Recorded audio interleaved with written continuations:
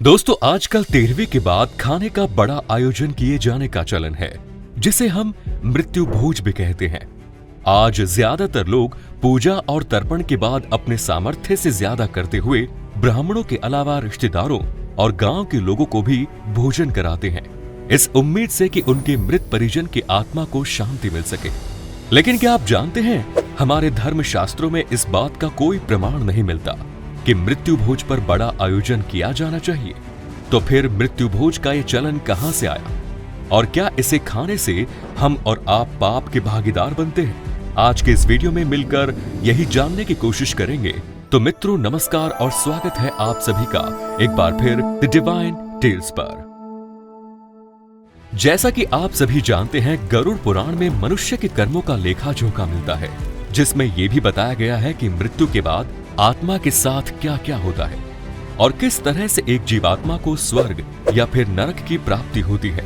इसके अलावा इस धर्म पुराण में इसका भी जिक्र है कि मृत्यु होने पर परिजनों को क्या क्या करना चाहिए। गरुड़ पुराण के अनुसार जब कोई मृत्यु को प्राप्त होता है तो उसके परिजनों को आत्मा की शांति और यमलोक की यात्रा तय करने के लिए तर्पण और पूजा करनी चाहिए, ताकि मृत जीवात्मा को इस कठिन यात्रा पर चलने की शक्ति मिल सके। दरअसल जब जीवात्मा शरीर का त्याग करती है तो वो निर्बल हो जाती है। ऐसे में उसके परिजन 12 दिनों तक जो पिंड दान करते हैं, उसी खाने से जीवात्मा को चलने की शक्ति मिलती है। मृत्यु के बाद 10 दिनों तक जो पिंड दान किए जाते हैं, उससे मृत आत्मा के विभिन्न अंगों का निर्माण होता है। 11वें और 12वें दिन के पिंडदान से शरीर पर मांस और त्वचा का निर्माण होता है। फिर 13वें दिन जब 13वीं की जाती है, तब मृतक के नाम से जो पिंडदान किया जाता है, उससे ही वो यमलोक तक की यात्रा तय करती है। मान्यता है कि आत्मा 12 दिनों तक पैदल चलकर कई कष्टों को झेलकर अपने गंतव्य अर्थात प्रभुधाम तक पहुंचती है। इसीलिए हिंदू धर्म में 13वीं करने का विधान है, परंतु कहीं कहीं समय के अभाव या फिर अन्य कारणों से भी 13वीं तीसरे या फिर 12वें दिन भी की जाती है। इस दिन मृतक के पसंदीदा खाद्य पदार्थ बनाए जाते हैं और फिर ब्रह्मभोज आयोजित कर ब्राह्मणों को दान दक्षिणा देकर मृतक की आत्मा की शांति की प्रार्थना की जाती है। यहाँ पर आपकी जानकारी के लिए बता दूं कि ब्रह्मभोज को ही आजकल मृत्यु भोज कहा जा रहा है, जो उचित नहीं है, क्योंकि ब्रह्मभोज सिर्फ ब्राह्मणों को ही कराया जाता है, ना कि रिश्तेदारों को और गांव वालों को। गरुड़ पुराण के अनुसार 11वें दिन महाब्राह्मणों को भोज और 13वें के दिन 1, 13 या फिर अपने सामर्थ्य के अनुसार ब्राह्मणों को भोज कराना चाहिए। साथ ही ब्राह्मणों को सफेद साफी, जनेऊ, एक पात्र दान दिया जाना चाहिए। इससे आत्मा को शांति मिलती है। अब मित्रों, आपके मन में यह प्रश्न उठ रहा होगा कि अगर मृत्यु भोज का प्रावधान नहीं है तो फिर इसकी शुरुआत कैसे हुई? दरअसल गरुड़ पुराण में पगड़ी रस्म का भी उल्लेख मिलता है। ये रस्म तब की जाती है जब परिवार के मुखिया की मृत्यु होती है। इसके बाद घर का नया मुखिया चुना जाता है और घर के सबसे अधिक उम्र के जीवित पुरुष को रस्मी तरीके से पगड़ी, जिसे दस्तार भी कहते हैं, बांधी जाती है। रस्म पगड़ी संस्कार या तो अंतिम संस्कार के चौथे दिन या फिर 13वीं के दिन आयोजित किया जाता है।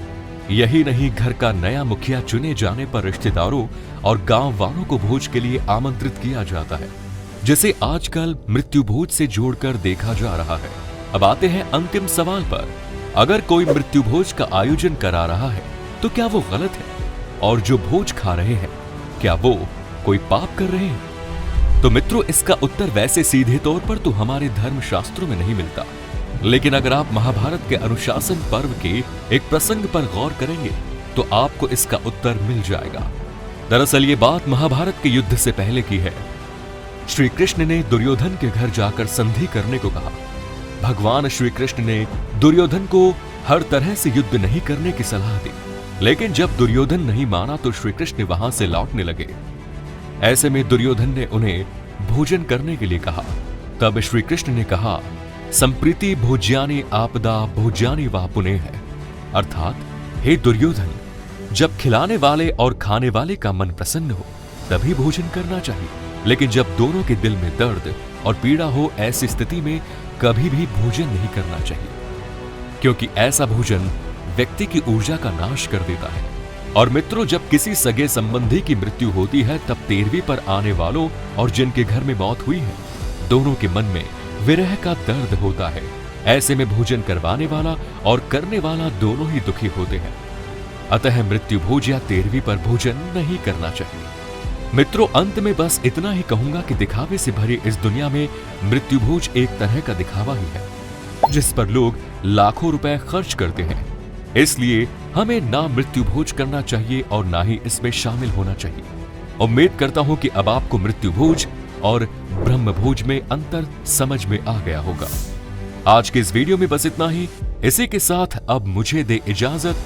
मैं फिर लौटूंगा ऐसे ही कुछ और ज्ञानवर्धक वीडियोस के साथ। तब तक के लिए देखते रहिए आपका अपना YouTube channel the Divine tales.